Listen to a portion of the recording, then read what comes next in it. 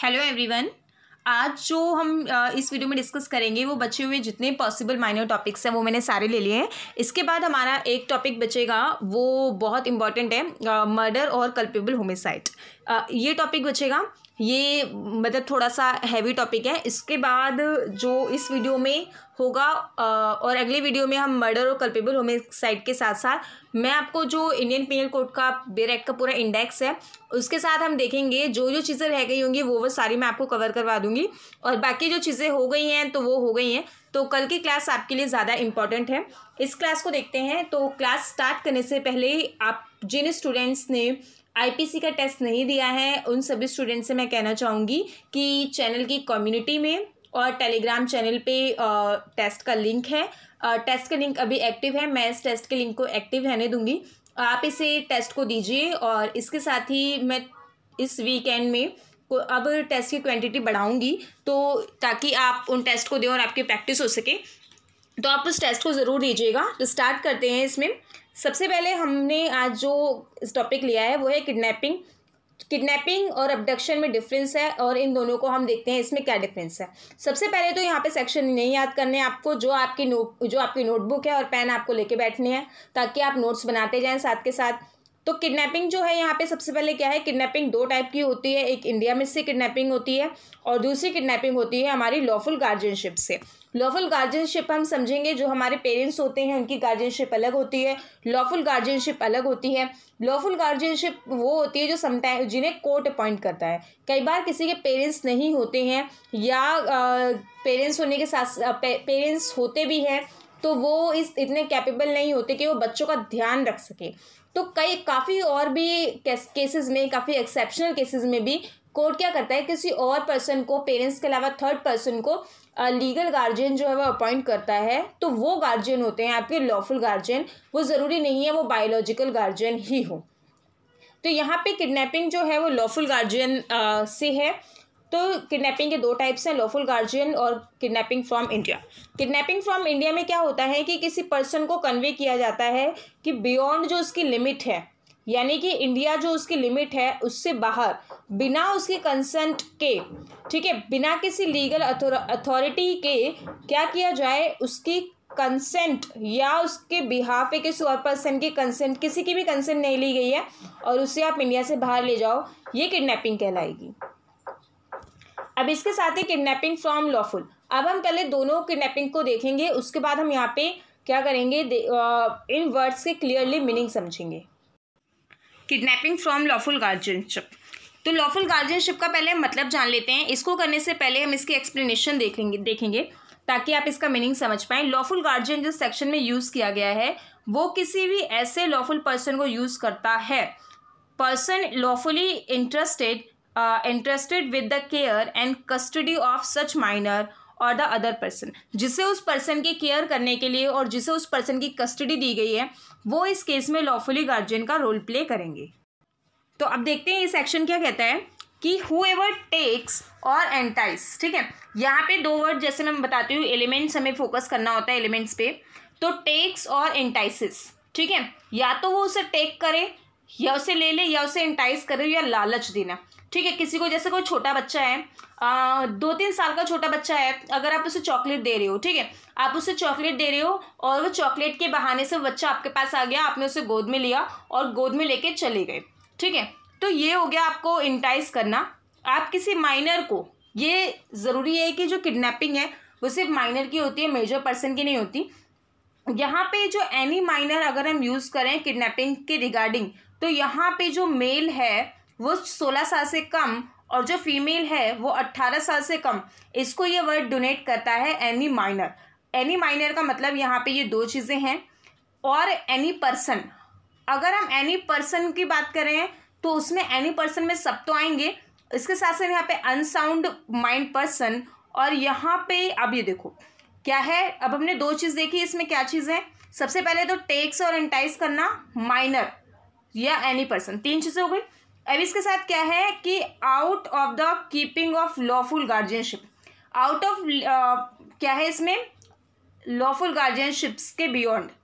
ठीक है, सच माइनर और person of unsound mind without the consent of such guardian, ठीक है, उस गार्जियन की कंसेंट के बिना, यहाँ पे ये क्या होगी, किडनैपिंग होगी। किडनैपिंग के हम आप मेजर 4 एलिमेंट्स देख सकते हैं।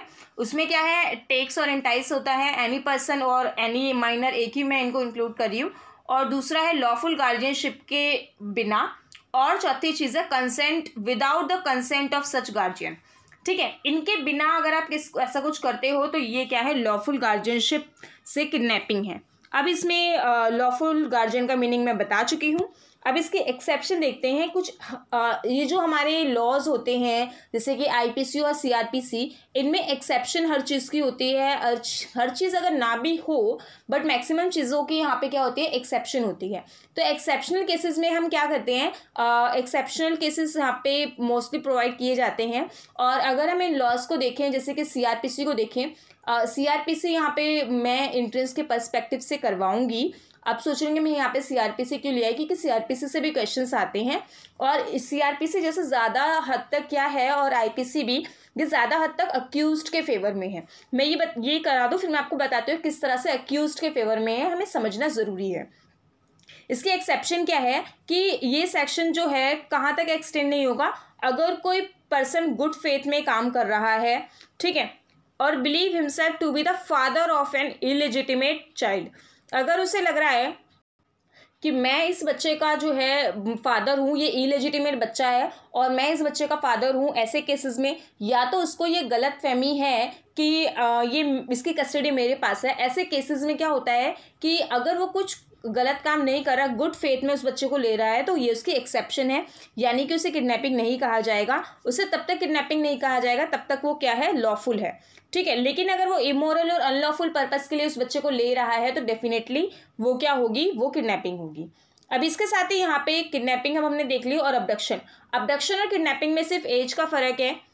यहाँ पे जो गर्ल होती है किडनैपिंग में, उसकी एज यहाँ पे 18 साल, और जो मेल पर्सन होता है यानी जो बॉय होते हैं उनकी एज यहाँ पे 16 ईयर्स है, ठीक है। और अबडक्शन में क्या है कि यहाँ पे, अब अबडक्शन में आप एक वर्ड देखेंगे वो है फोर्स। अबडक्शन में फोर्स होता है, और यहाँ पे क्या है, हुएवर बाय फोर्स कंपेल्स और बाय एनी डिसीटफुल मीन्स, किसी गलत तरीके से क्या करे, इंड्यूस करे, उसको इंड्यूस करे किसी पर्सन को to go from any place is said to be abduct that person. तो यहाँ पे एक वर्ड है फोर्स, जो कि फोर्स यहाँ पे आपको किडनैपिंग में नहीं है, किडनैपिंग में फोर्स नहीं है लेकिन अबडक्शन में फोर्स है।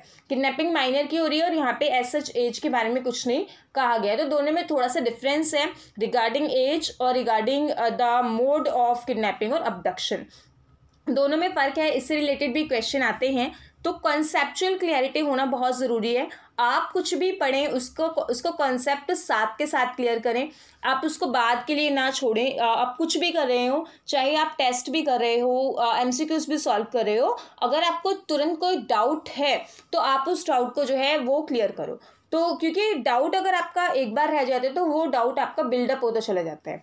तो इसके साथ ही मैंने आपको एक चीज़ और इससे पहले बताई थी कि जो ये लॉज हैं सीआरपीसी और आईपीसी, ये ज़्यादा हद तक जो है वो किसके फेवर में है, वो इंडियन पिनल कोड या सीआरपीसी अक्यूज्ड के फेवर में है, क्योंकि ये अक्यूज्ड को बहुत ज़्यादा चांसेस देते हैं खुद को बियॉन्ड रीजनेबल डाउट प्रूव कर सके। क्योंकि आप यहाँ पे देखते होंगे कि प्रोसिक्यूशन जब भी किसी भी केस को सॉल्व करता है तो उसका जो पूरा वो कितने हद तक सॉल्व होना चाहिए, जब तक जो अक्यूज्ड पर्सन है बिना किसी रीज़न अक्यूज्ड जो है वो बियॉन्ड रीजनेबल डाउट प्रूफ नहीं हो जाता। अगर मान लीजिए 1% डाउट है कि अक्यूज्ड बेकसूर हो सकता है, ठीक है, अक्यूज्ड एविडेंस ना तो उसके खिलाफ के मिले हैं ना उसके डिफेंस के मिले हैं, लेकिन अगर 1% चांस है कि वो बेकसूर हो सकता है तो बेनिफिट जो है सिर्फ किसको जाएगा, अक्यूज्ड पर्सन को जाएगा। जब तक बियॉन्ड रीजनेबल डाउट नहीं है तब तक जो सारा बेनिफिट है वो अक्यूज्ड के फेवर में जाएगा, और जो कंप्लेनेंट है या जो प्लेंटिफ है या जो विक्टिम है उसके फेवर में इतना ज़्यादा नहीं है। तो यहाँ पे क्योंकि हर चीज़ की एक्सेप्शंस हैं, और कितने भी यहाँ पे क्या है कि जैसे कि हायरार्की इतनी ज़्यादा है कि वो एक्यूज्ड को भी इतने ज़्यादा बराबर मौके देती है कि कोई भी एक पर्सन जिसने ऑफेंस ना किया हो उसको पनिशमेंट ना मिले, ठीक है। तो अब हम यहाँ पे देखते हैं dishonest miss appropriation of property. Dishonest miss appropriation of property जो है, इससे पहले यहाँ पे हम क्रिमिनल ब्रीच ऑफ ट्रस्ट करेंगे ताकि आप उससे अच्छे से समझ पाएं। क्रिमिनल ब्रीच ऑफ ट्रस्ट में क्या होता है कि आप किसी के ट्रस्ट को ब्रीच करो, ठीक है। इसमें क्या है कि धोखा देना, इसको आप इस तरह से याद कर सकते हो, धोखा देना। आगे इसमें क्रिमिनल वर्ड लगाया तो ये क्या है, क्रिमिनल रूप से आप धोखा दे रहे हो, ठीक है। ये चीटिंग नहीं है। कैसे, अब हम इसको देखते हैं कि इसमें जो सामने वाले पर्सन का आपके ऊपर भरोसा होता है और आप उस भरोसे को तोड़ देते हो, ठीक है। जैसे कि मान लो मैंने क्या करा, मैंने किसी को 10 किलो अपने चावल दिए कि अभी तो मैं घर नहीं जा रही, जब मैं घर जाऊंगी तो मैं ले लूंगी, तब तक तो मेरे 10 किलो चावल अपने घर पे रख लो, ठीक है। तो यहाँ पे उस पर्सन ने क्या किया, उसमें से कुछ जो चावल थे, राइस थे, उसको यूज़ कर लिया या उसको छुपा लिया या मुझे वापस देते हुए उसमें से थोड़े से ले लिए। तो ये सारी चीज़ें एक एग्जाम्पल होते हैं जिसमें आप ब्रीच को ट्रस्ट करते हो, जिसमें आप ट्रस्ट को ब्रीच करते हो। अब देखते हैं इसको। यहाँ पे क्या है कि बिंग इन एनी मैनर, किसी भी तरह से किसी पर्सन ने आपके ऊपर ट्रस्ट किया है with property, interested with property और with any dominant over property, और किसी प्रॉपर्टी पे वो क्या है, डोमिनियन भी है, ठीक है, with any dominion over property. आप क्या कर रहे हो, उसे डिसऑनेस्टली मिसअप्रोप्रिएट कर रहे हो या अपने खुद के यूज़ के लिए उससे ले रहे हो उस प्रॉपर्टी को, उस चीज़ को, या आप उसका डिसऑनेस्टली यूज़ कर रहे हो या आप उसे डिस्पोज ऑफ कर रहे हो उस प्रॉपर्टी को। तो आप क्या कर रहे हो, जो लॉ ने डायरेक्शन दी है आप उसको वॉयलेट कर रहे हो। तो ऐसे में क्या होता है कि वो जो ट्रस्ट होता है वो डिस्चार्ज हो जाता है। जिस ट्रस्ट से आपको वो चीज़ दी गई है आप उस ट्रस्ट को ब्रीच कर देते हो, तोड़ देते हो। या कोई जैसे लीगल कॉन्ट्रैक्ट होता है आप उसे तोड़ देते हो। जैसे लीगल कॉन्ट्रैक्ट है वो एक्सप्रेस भी होता है और इम्प्लाइड भी होता है। एक्सप्रेस यानी बताया गया है हर जगह, हर चीज़ में उसको एक्सप्रेस किया गया है लॉ के थ्रू। और इम्प्लाइड में क्या होता है, इम्प्लाइड में कुछ चीज़ें आपको कहनी नहीं पड़ती, ये हम प्रिज्यूम करते हैं कि हाँ ये चीज़ है, ठीक है, हमें बताना नहीं पड़ता, तो ये चीज़ सबको पता होती है। Which he has made touching this discharge of such trust, और यहाँ पे इस तरह से and wilfully suffer any other person to do so commit criminal breach. तो इसमें क्या होता है कि वो पर्सन उसे टच कर रहा है, touching the discharge of such trust, और उस ट्रस्ट को डिस्चार्ज कर रहा है, विलफुली कर रहा है ये, और विलफुली सफ़र, जिसकी वजह से वो पर्सन जो है वो सफ़र कर सकता है, एनी अदर पर्सन उसके इस तरह से करने से सफ़र कर सकता है। इसका हम एग्जाम्पल देखते हैं, एग्जाम्पल से आप बहुत अच्छे से समझ पाओगे। तो ए जो है वो एग्जीक्यूटर ऑफ विल होता है। एग्जीक्यूटर ऑफ विल कौन होते हैं, विल, जैसे कि ए ने विल बनवाई, ठीक है, ए अपनी फैमिली से बहुत ज़्यादा दुखी था, तो वो चाहता था कि मैं अपने मरने से पहले विल बनवा लूँ, या अपनी फैमिली से हो सकता है बहुत खुश हो, कुछ भी रीज़न हो, वो विल बनवाना चाहता है। तो एग्जीक्यूटर कौन होता है कि वो अपने पड़ोसी को या अपने वकील को ही एग्जीक्यूटर बना देता है कि जब मैं मर जाऊँ तो तुम इस विल को क्या कर देना, तुम इस विल को एग्जीक्यूट कर देना, यानी सबको बता देना कि इस विल में क्या है, और जैसा जैसा इस विल में कहा है कोर्ट के थ्रू वैसा वैसा करवा देना, ठीक है। तो ये होता है एग्जीक्यूटर। तो एग्जीक्यूटर जो है वो हो सकता है परिवार का कोई भी पर्सन हो, कोई भी पर्सन एग्जीक्यूटर हो सकता है। तो यहाँ पे इसका मतलब ये है, तो ए यहाँ पे क्या होता है, विल का एग्जीक्यूटर होता है, और जिस भी डिसीज्ड पर्सन की वो क्या करता है, विल बना रहा होता है, विल एग्जीक्यूट करता है, तो डिसऑनेस्टली जिसकी उससे विल एग्जीक्यूट करनी होती है वो डिसऑनेस्टली क्या करता है, उसे डिसऑबे करता है लॉ को, यानी कि उस विल को इफेक्ट में ना लाके उसकी बजाय वो क्या करता है, अपने यूज़ के लिए उस विल को रख लेता है। तो इसे क्या बोलते हैं, क्रिमिनल ब्रीच ऑफ ट्रस्ट। इसका मैं आपको एक बहुत ही आम भाषा में अगर उदाहरण दूं, बहुत ही जनरल भाषा में, तो अब जैसे कि क्या होता है कि अगर आप बस में सफ़र कर रहे हो तो आपने क्या बोला कि आप बस में हो और आप टिकट के पास तक नहीं जा सकते, कंडक्टर के पास तक, तो आपने क्या बोला, अपने आसपास वाले को बोला कि आप मेरी टिकट खरीद के दे दो, और आपने उसे पैसे दे दिए। लेकिन वो पर्सन आपके लिए टिकट ना खरीद के वो पैसे अपने पास रख लेता है, ठीक है। तो ये क्या हो रहा है, criminal breach of trust. Criminal breach of trust में आप एक चीज़ ध्यान रखेंगे कि यहाँ पे जो पर्सन आप पे ट्रस्ट कर रहा है, मतलब उस पर्सन को पता होना चाहिए कि हाँ मैं किसी पे ट्रस्ट कर रहा हूँ, तो ये क्रिमिनल ब्रीच ऑफ ट्रस्ट है, ठीक है।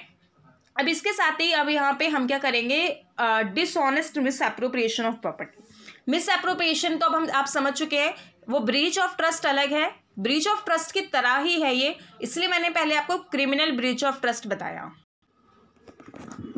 अब क्रिमिनल ब्रीच ऑफ ट्रस्ट से अलग है, उसमें सिर्फ प्रॉपर्टी है। आप एक बार देखिए यहाँ पे, इसमें क्या है, क्रिमिनल ब्रीच ऑफ ट्रस्ट में किसी भी तरह का ट्रस्ट है यहाँ पे, ठीक है, प्रॉपर्टी पे है या कोई डोमिनियन है प्रॉपर्टी पे, लेकिन इस पे क्या है, इसमें लिखा हुआ है कि आप किसी भी यहाँ पे मूवेबल प्रॉपर्टी को, ठीक है, यहाँ पे मूवेबल प्रॉपर्टी है हुएवर डिसऑनेस्टली मिसअप्रोप्रिएट, ठीक है, मिसअप्रोप्रिएट करना, उसे गलत तरह से यूज़ करना, किसी और तरह से यूज़ कर लेना या उसे अपने यूज़ में ले लेना मूवेबल प्रॉपर्टी को। ये क्या होता है, ये क्या है आपका डिसऑनेस्ट मिसअप्रोप्रिएशन ऑफ प्रॉपर्टी है और ये पनिशेबल है imprisonment of either description for a term which may extend to 2 years with fine और बोथ। अब इसके बारे में भी हम एक्सप्लेनेशन से देखेंगे। इसकी एक इलस्ट्रेशन देखते हैं।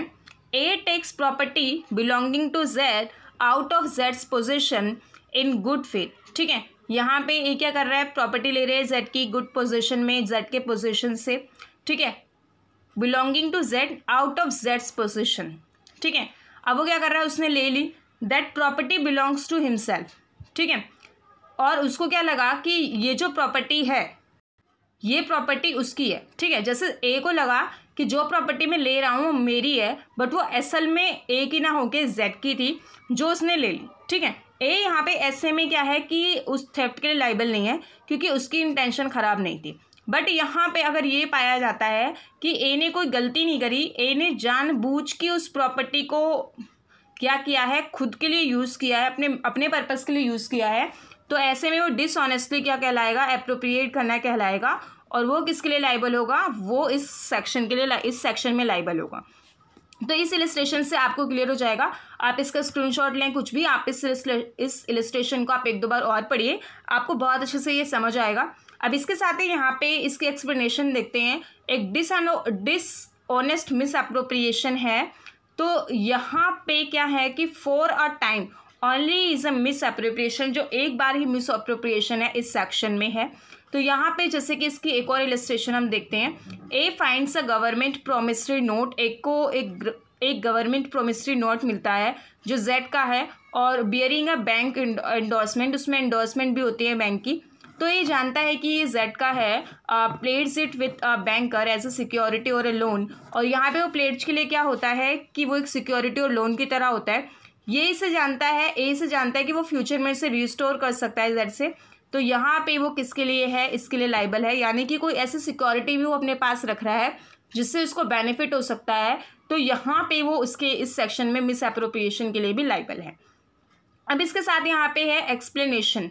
एक्सप्लेनेशन यहाँ पे क्या कह रही है, a person who finds property not in possession of any other person, जिसको एक ऐसी प्रॉपर्टी मिल रही है जो किसी अन्य अदर पर्सन के पोजीशन में नहीं है, और वो उस प्रॉपर्टी को लेता है और उसको प्रोटेक्ट करता है, उसको रीस्टोर करता है, ठीक है। तो यहाँ पे जो ऑनर है वो क्या कर रहा है, और उसको, लेकिन वो जो इस पर्सन ने उस प्रॉपर्टी को लिया है उसको वो क्या कर रहा है, मिसअप्रोप्रिएट नहीं कर रहा है। तो यहाँ पे वो इस सेक्शन के अंदर गिल्टी नहीं होगा, ठीक है। उसका वो कुछ ख़राब यूज़ नहीं कर रहा, सिर्फ उसको प्रोटेक्ट कर रहा है, तो नहीं होगा। बट यहाँ पे वो क्या होगा, थेफ्ट वगैरह के लिए लाइबल नहीं होगा। बट अगर यहाँ पे वो गलत तरह से कर रहा है तो इस सेक्शन में वो लाइबल होगा, या अगर उसकी इंटेंशन यहाँ पे गलत पाई जाती है और वो अनरीजनेबल पाया जाता है। तो यहाँ पे एक reasonable means, what are reasonable means और what is the reasonable time in such a case is a question of fact. Reasonable means मतलब कोई ऐसा रीजनेबल तरीका, एक रीजनेबल टाइम, ये चीज़ फैक्ट पर कैसे डिपेंड करेगी। मान लो कुछ ऐसी प्रॉपर्टी है जो थोड़े टाइम बाद ख़राब हो जाए, और कुछ ऐसी चीज़ें होती हैं जो लंबे समय तक चलती हैं, कुछ ऐसी जैसे कि मतलब काफ़ी चीज़ें हैं, ये फैक्ट पर डिपेंड करती हैं। इसके लिए कोई एक लॉ नहीं है या कोई ऐसी प्रिस्क्राइब मैनर नहीं है जिससे सब चीज़ें डिसाइड हो सकें।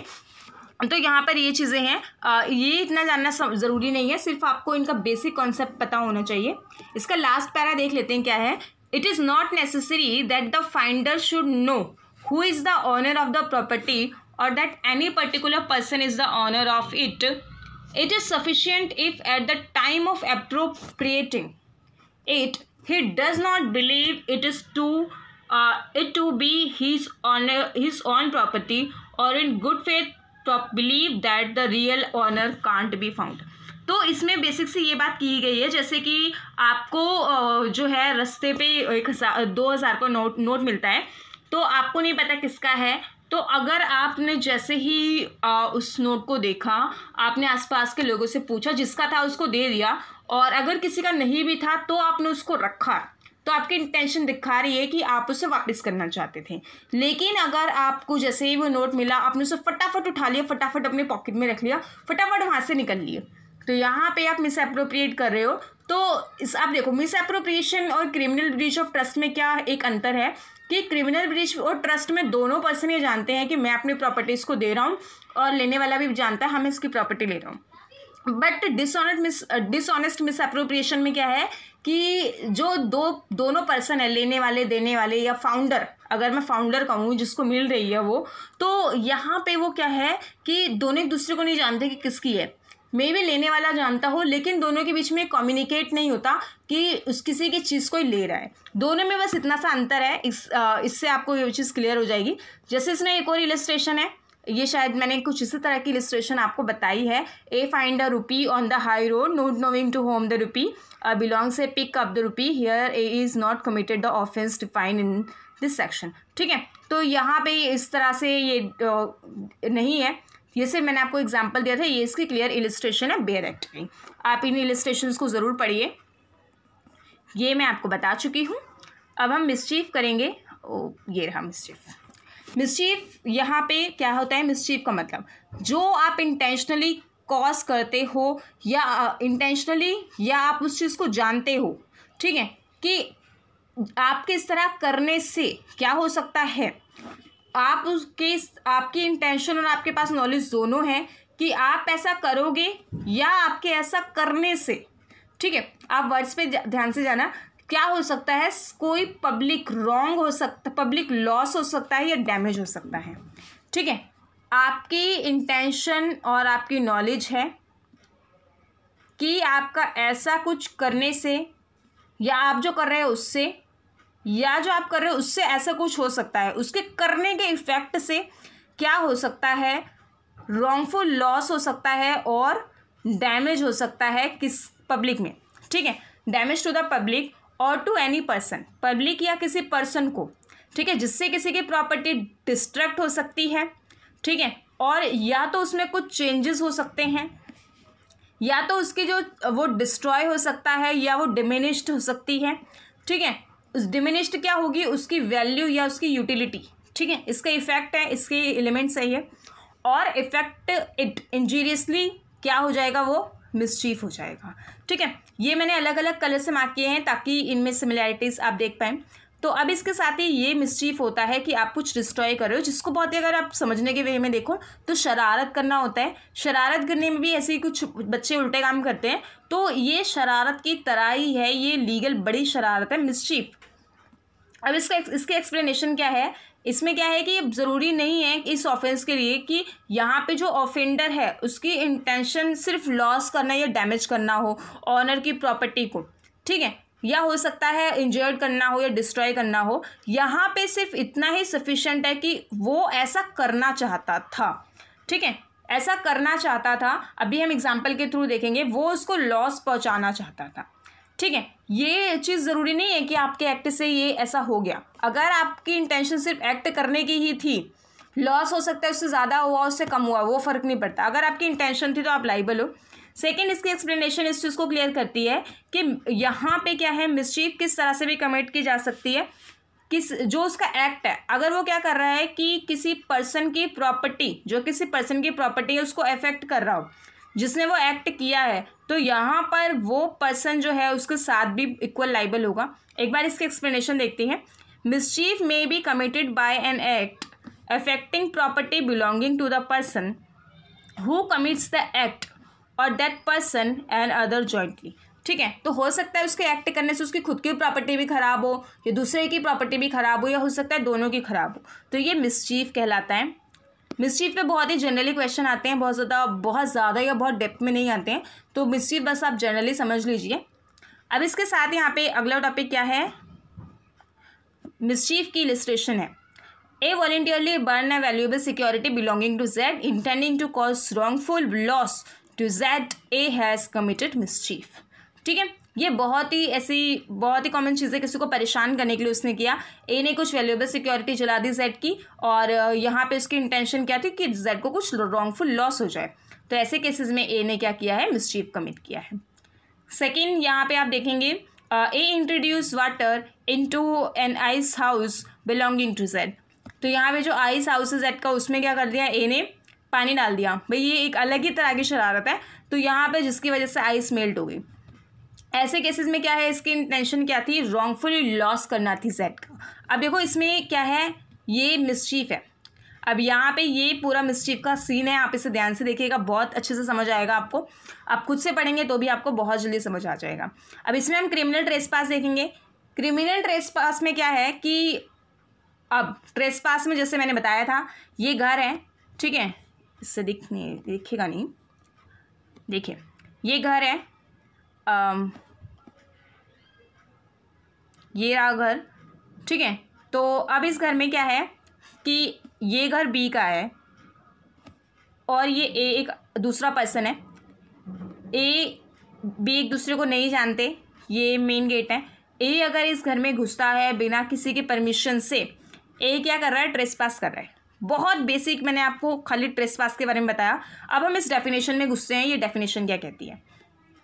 अब ये डेफिनेशन क्या कर रही है कि कोई पर्सन हु एवर, कोई भी एंटर हो रहा है, एंटर्स इनटू और अपॉन या उस प्रॉपर्टी पर, in the position of another, किसी और के पोजीशन में, और क्या करने के लिए, कोई ऑफेंस करने के लिए, खाली घूमने के लिए नहीं, ऑफेंस करने के लिए या कुछ इंटिमिडेट करने के लिए, कुछ इंटिमिडेट करने के लिए, कुछ इंसल्ट करने के लिए, कुछ अनॉय करने के लिए, परेशान करने के लिए, इंसल्ट करने के लिए, कुछ गलत चीज़ करने के लिए, कोई ऑफेंस करने के लिए। तो यहाँ पे जो कोई पर्सन है जिस किसी पर्सन को करने के लिए जिसके पोजीशन में वो प्रॉपर्टी है, तो ये क्या है, ठीक है। एक तो सीन ये हो गया। दूसरा सीन क्या है कि और having lawfully enter into upon such property unlawfully remains there or intent thereby to intimidate, insult, annoy. ये इंटिमिडेट, इंसल्ट और एनॉय तीन वर्ड ध्यान रखने ज़रूरी हैं कि किस तरह से इस सेक्शन में किसी पर्सन को परेशान किया जाएगा।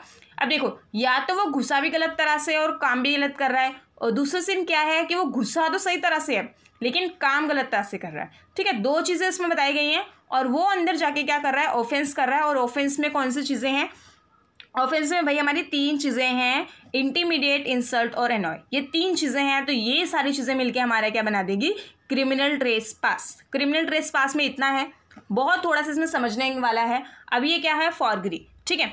इसमें जो मैंने आपको आज के क्वेश्चन में दिया था कि क्या होता है, ये नहीं था, शायद कहीं ऑप्शन में था, लेकिन ये वर्ड यूज़ था, तो हो सकता है मैंने वीडियो में बताया हो। तो उसको हम यहाँ पे देखते हैं कि इसमें क्या है। फॉरगरी में क्या कर रहे हैं, कोई फॉल्स डॉक्यूमेंट आप दिखा रहे हो, ठीक है, कोई फॉल्स डॉक्यूमेंट दिखा रहे हो और फॉल्स इलेक्ट्रॉनिक रिकॉर्ड दिखा रहे हो और पार्ट ऑफ डॉक्यूमेंट और इलेक्ट्रॉनिक रिकॉर्ड, ठीक है, with intent to cause damage और इंजरी। अब यहाँ पे ना लीगल जो सेक्शन है आईपीसी के, तो इसमें से क्या आप इंटेंट जहाँ पर भी देखें ना तो आप समझिए इंटेंशन की बात हो रही है। तो यहाँ पर आपको ये समझना ज़रूरी है। और आप जब भी पढ़ो तो आप कोशिश करो कि इसके एलिमेंट्स ढूंढो। जब ये एलिमेंट्स ढूंढेंगे आप तो हो सकता है इसमें भी काफ़ी स्टूडेंट्स ऐसे हो जिनकी प्रिपरेशन काफ़ी अच्छे से बहुत टाइम से कर रहे हो वो, और उनकी पकड़ बहुत ज़्यादा अच्छी हो। लेकिन सभी स्टूडेंट के साथ ऐसा नहीं होगा, कुछ फ्रेश भी होंगे, कुछ ने अभी पढ़ना स्टार्ट किया होगा। तो अलग अलग यहाँ पे लेवल के स्टूडेंट्स होते हैं, तो ये सबके लिए है, फ्रेश वालों के लिए भी। आप जब भी पढ़ें तो उसमें आईपीसी स्पेशली लॉ के सब्जेक्ट्स में एलिमेंट्स आप जो इसके एसेंशियल्स हैं उनको साथ के साथ देखें, क्योंकि ऐसा होता है कि ये जब हमारी हैबिट बन जाती है तो एंट्रेंस निकालना तो आपके लिए इजी होगा, लेकिन आपको ये बाकी चीज़ों में बहुत ज़्यादा हेल्प करेगा। अब इसके साथ ये क्या है, इसको दोबारा देखते हैं एक बार। Whoever makes any false document, गलत डॉक्यूमेंट बना रहा है, गलत इलेक्ट्रॉनिक रिकॉर्ड दिखा रहा है, या रिकॉर्ड और इलेक्ट्रॉनिक जो डॉक्यूमेंट और इलेक्ट्रॉनिक के रिकॉर्ड हैं उनका कोई पार्ट गलत दिखा रहा है, उसकी इंटेंशन क्या है, डैमेज और इंजरी करना। उसकी इंटेंशन है यहाँ पे डैमेज और इंजरी करना, किसी पब्लिक पर्सन, किसी पर्सन को या पब्लिक में, या कोई ऐसा क्लेम करना या किसी टाइटल पे क्लेम करना किसी दूसरे पर्सन की प्रॉपर्टी पे। तो ऐसे चीज़ों में क्या है कि यहाँ पे क्या है, ये क्या कमिट कर रहा है, एक तरह से फ्रॉड कमिट कर रहा है डॉक्यूमेंट के प्रति। तो ये है। और इसके साथ ही यहाँ पे एक्सप्रेस और इम्प्लाइड कॉन्ट्रैक्ट को भी ऐड किया गया है। इसमें गलत तरह से घुस रहा है, गलत तरह के डॉक्यूमेंट दिखा के, तो ये पूरा फॉर्जरी है। ठीक है, तो इसमें इतना ही। अब हमारा जो बहुत ही इम्पोर्टेंट एक टॉपिक बचा है, मर्डर और कल्पेबल होमिसाइड, उस वीडियो के साथ हम अब आईपीसी की एक लास्ट वीडियो आएगी और उस आईपीसी में हम बच्चों के सारे टॉपिक्स कल की क्लास में ख़त्म कर लेंगे, जो कि 7 बजे अपलोड होगी। उसके बाद हम जो स्टार्ट करेंगे, आप मुझे कमेंट सेक्शन में बताइएगा कि हम पहले कौन सा सब्जेक्ट इसके बाद हम लें, तो हम उसी के अकॉर्डिंग सब्जेक्ट लेंगे, कोशिश करेंगे। तो आप लोग अब इसमें हमें सजेस्ट कीजिए। अदरवाइज़ मैं कोशिश करूँगी कि मैं पूरे कॉन्ट्रैक्ट एक्ट के जो जनरल क्लॉज और स्पेशल क्लॉजेस होते हैं, उसमें 2 क्लॉजेस हैं। तो एक में जो 1 से लेकर 75 तक के सेक्शंस होते हैं, तो उसमें वो पार्ट ज़्यादा आता है। तो मैं उन सभी पार्ट की एक वीडियो लंबी सी थोड़ी लेके आऊँगी, तो उसमें ताकि आपका सारा कॉन्ट्रैक्ट एक्ट एक वीडियो में ख़त्म हो जाए। तो आपको चैनल को सब्सक्राइब करना है, जितना हो सके शेयर करना है। And thank you.